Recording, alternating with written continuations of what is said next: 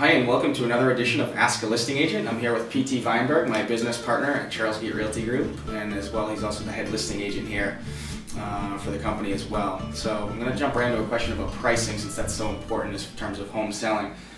So maybe you can just start off by explaining the importance of pricing a home well in order to get it to sell actually for the most value in the end. Yeah, I mean pricing is absolutely critical. Our goal whenever we list a place is to get the seller the highest possible price and ideally the quickest amount of time. There's always a couple different strategies for pricing, and it's like any other product. If it's priced well, it will sell, and it's in conjunction with being a good product. And so it's along with how a place shows, it's probably the most critical element of actually getting a place sold. Okay, so given how important it is, how is it that you go about, along with the seller, of making sure the place is priced properly? So there's a few different facets to how we do it. A lot of people are familiar with the comparative market analysis, which is constantly referred to as CMA, and that's where you look at like-kind properties in a certain area, and then you try to make adjustments accordingly. It's a nice framework to use, but it's not the end-all be-all. It frankly can be a little bit overused at times.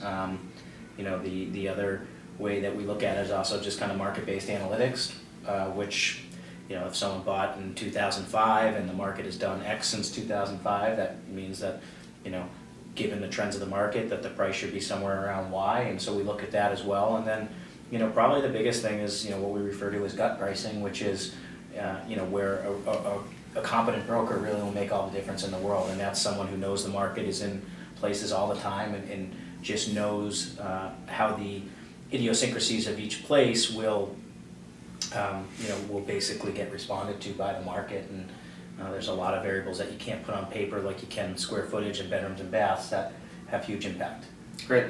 So I guess what I'm hearing is that it's sort of a science, but also an experience type of thing that gives you the opportunity to price a place well. Yeah, it's not an exact science. I think that's Sure. that's the point, and it's you can't just, there's no magic formula that gets you to a certain dollar amount. So you really have to know the market, and you have to know the weight of what certain amenities will yield for a property, whether it's an extra parking space or an extra bathroom or extra 100 square feet. And the price per square foot method is used a lot, but that's also, again, much like the comparative market analysis, and it's a huge component thereof. It's not the end all be all. It's just one element of kind of an overall package on how to price something.